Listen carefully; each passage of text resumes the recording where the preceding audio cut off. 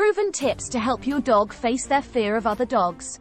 Welcome to the Cat and Dog House, where we help cat and dog parents better understand their pets. I'm Susan Nilsson and I'm an accredited cat and dog behavior professional. In this video, I'm going to talk about possible reasons why your dog is scared of other dogs, and what you can do to help. In the early stages of a puppy's life, developing social skills is key, and this is shaped by spending time with their siblings and learning from their mother.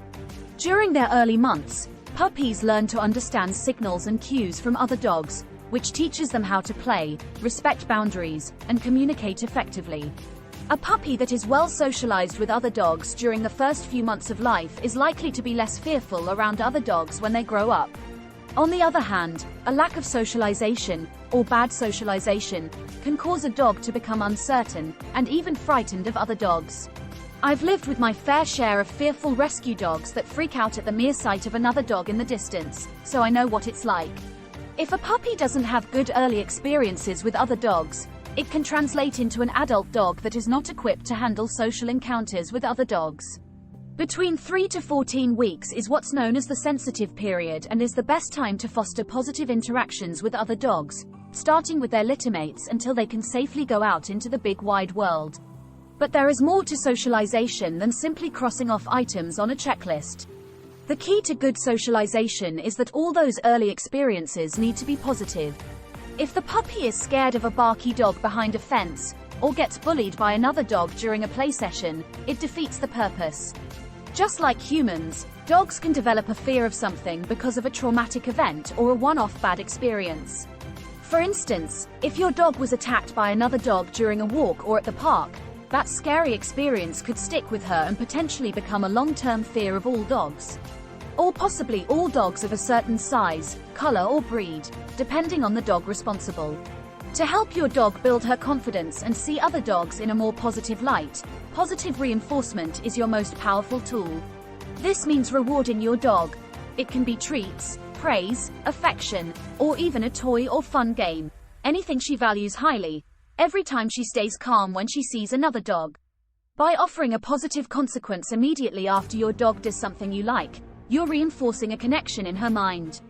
This makes her more inclined to repeat the behavior in the future, anticipating another positive outcome. Behaviors that get rewarded tend to become habits, creating a loop of more and more confident interactions. It's essential to take things slowly and work to your dog's timeline, at a distance from other dogs that she feels comfortable with. At the same time, keep a close watch on her body language for signs of stress. If you see the slightest sign of discomfort, it's time to remove her from that particular situation.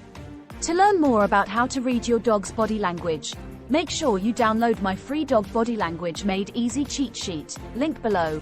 The official terms for all this are desensitization and counter-conditioning. Desensitization involves exposing the dog to the scary thing, in this case, other dogs, at a level where she can remain calm and relaxed. Starting at a safe distance and gradually reducing it over time helps your dog become accustomed to the presence of other dogs without triggering anxiety. The goal is to decrease your dog's emotional response to the scary thing, in this case another dog. Counter-conditioning involves combining the presence of the scary thing with something positive. In this case, every time your dog sees another dog, she gets delicious treats, showered with praise, or her favorite toy or game. This builds a more positive association with the presence of other dogs, helping your dog reframe her emotional response. Let's look at how this would work. In the beginning, try to control the environment as much as possible. This could mean starting with just you and your dog in a safe area with no distractions, and having a friend or helper walk in the distance with a dog you know stays calm around other dogs. If you don't have a helper, then you can also use random strangers' dogs who happen to be out on their walks. Be aware that the dog park is not the place for this. That would be emotional overload for your dog. Always watch your dog's body language to figure out at what distance she is comfortable with seeing the other dog. The distance could be 10 yards, 20 yards, 50 yards, anything else in between, or even further. Once you've worked that out, it will be your starting point. Whenever the other dog is in sight, keep rewarding your dog with her favorite treats. Ideally something she absolutely loves and doesn't get any other time. Think hot dog, chunks of cheese, chicken. When the other dog moves away and is out of sight, stop the rewards. This is how you can start to reduce the fear and create a more positive association with the presence of another dog.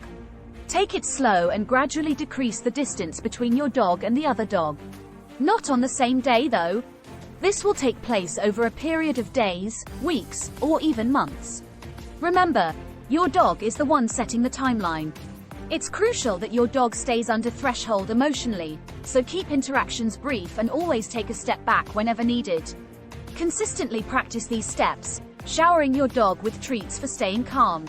Another option is to set up play dates with 1 or 2 dogs your dog is already familiar with, or dogs who are calm around other dogs and won't feel like a threat. Ideally, these mini meetups would take place in a quiet corner, like your own fenced backyard where your dog will feel safe. It can also be helpful to try to set up specific playtimes with dogs of similar size and temperament. This careful matching can prevent towering over or rough play that might scare a smaller or timid dog. Professional facilities sometimes offer structured playgroups with dog behavior experts guiding interactions between dogs. This can be a fantastic way for your dog to socialize under the eyes of an expert and without the anxiety of an unpredictable setting. Lastly, a quick stroll with another calm and confident dog can sometimes work wonders. This low-pressure situation allows your dog to observe a fellow dog companion without the added stress of direct interaction. It's all about gentle exposure and not forcing connections, to help your dog conquer her fears one step at a time. It's also important to remember that dogs, just like people, can have off days where they don't want to be social. If your dog's fear of other dogs escalates beyond occasional nervousness into more intense reactions such as panic, aggression, or complete shutdown, it might be time to call in a positive reinforcement training and behavior professional. Persistent fearful behavior can deeply affect a dog's quality of life and in some cases, may pose risks to her safety and the safety of other dogs. Watch for signs like extreme avoidance, excessive barking, lunging, growling, snarling, or snapping when your dog sees other dogs. These behaviors suggest your efforts alone may not suffice, and that's perfectly understandable. A professional can assess your dog's behavior, identify specific triggers, and create a tailored behavior modification plan to help your dog overcome her fears. To get more insider insights into why dogs do what they do, check out my dog behavior playlist. Don't forget to like, comment, and subscribe for more videos on dog behavior. Thanks for watching.